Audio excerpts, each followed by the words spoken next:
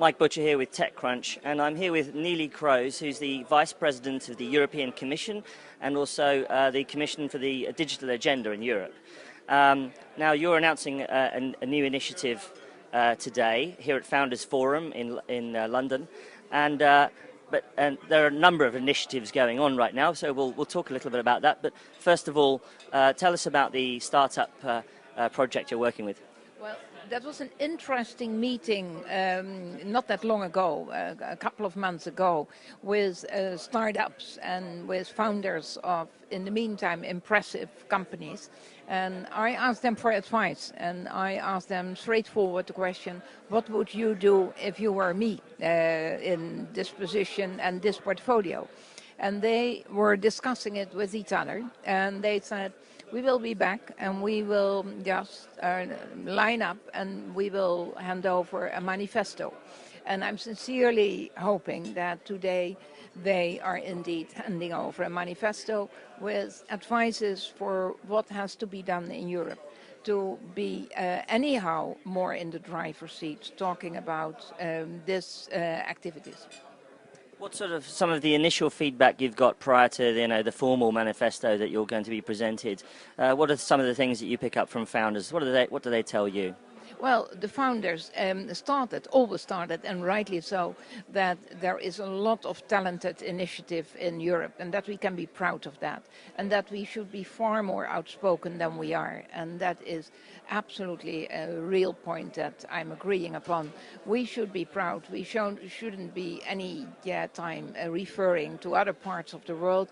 We have our own centers of excellence. We have our own excellent companies. Having said that, of course, there needs to be far more a single market approach. And the single market approach means no borders, no barriers. And when you are in one country and you want to enlarge your company or your activities, that you are not confronted with a lot of bureaucracy and what have you, and again starting in that same procedure. But also talking about tax, talking about venture capital, talking about crowdfunding, and a lot of those issues that are on a daily basis a little bit hindering, or sometimes a lot hindering, those initiatives, that is at stake. This is one of the, oftentimes you get an entrepreneur starting something in one part of Europe, but then having a subsidiary somewhere else and trying to mitigate tax and things like that. Yeah, but also talking about skills and education. We need to be far more active in that field too. For me, it is quite tempting. In 2015, we will be confronted with vacancies of more than 1 million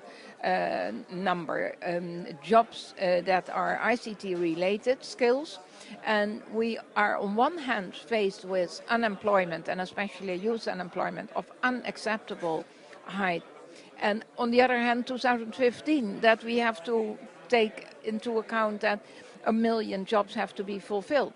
So that means that we should be more aware that skills and education are so important. What we started together with the business world is a grand coalition. And then you can log in, and you can log in and find out what part of your CV is missing, what part should be filled in. And that type of activities and initiatives are really main. But talking about skills and education, it is really important.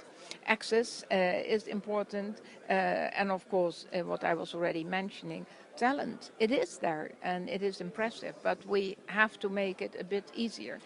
What I'm now working for and being active in, together with a couple of other ones who could give me a hand, is a one-stop shop that you as a starter or you as a owner of a company, but you want to go further and go for a broader clientele, that you know where to find what, get your information and not just walking around and be desperate that you don't get it in one package.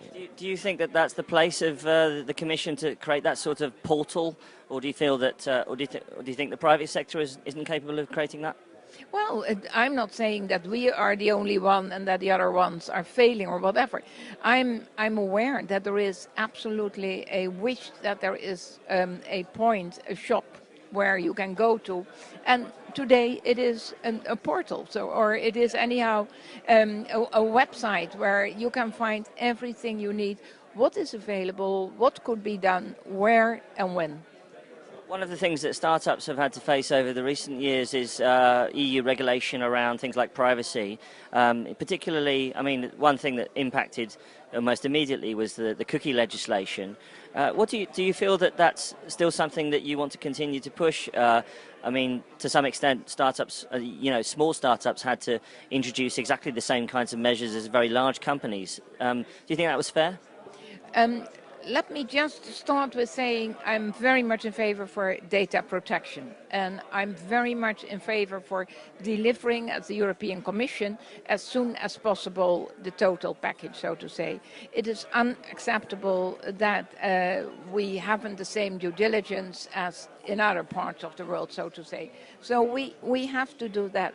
And then, of course, we need to take into account that it is transparent and that people can follow up.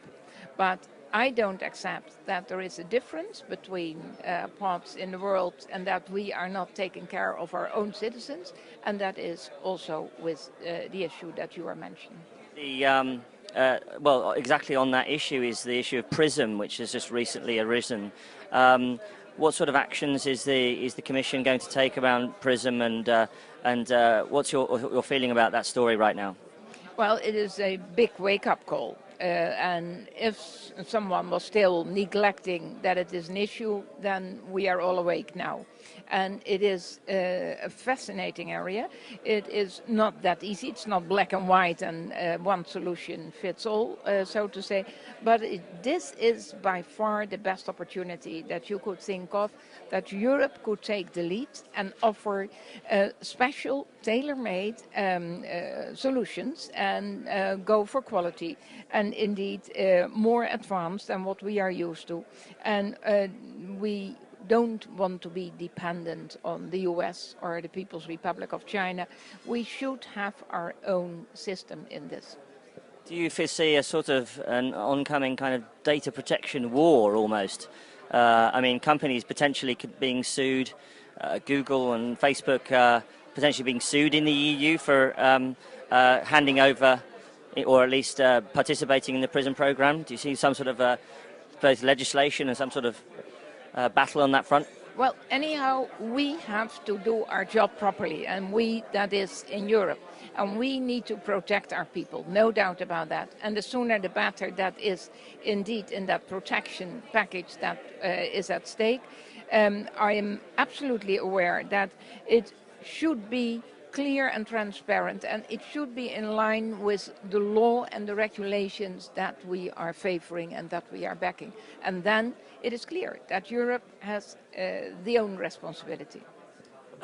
What do you feel at the end of the day? You've done quite a lot over the last couple of years to champion startups and champion entrepreneurship in Europe.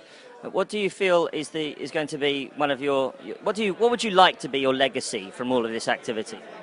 Well, it is not talking about my legacy, but what I really am not only dreaming of, but working on, that it is a competitive market in Europe and that we are again in driver's seats. We do have so much talent in Europe and we do have opportunities. And look at the data protection now.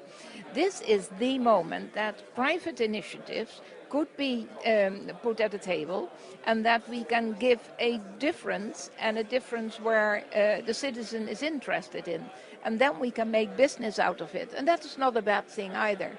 For me, high-speed broadband, for it's all connected with indeed connections, is one of the issues that we really should be focusing on, and one single market for telecoms. But I'm saying for telecoms in a way, it is an instrument. It is a single market for the whole, and it's all connected with every economic activity at the moment, talking about ICT, and that should be taken into account, that this is the opportunity for growth, economy, growth and jobs.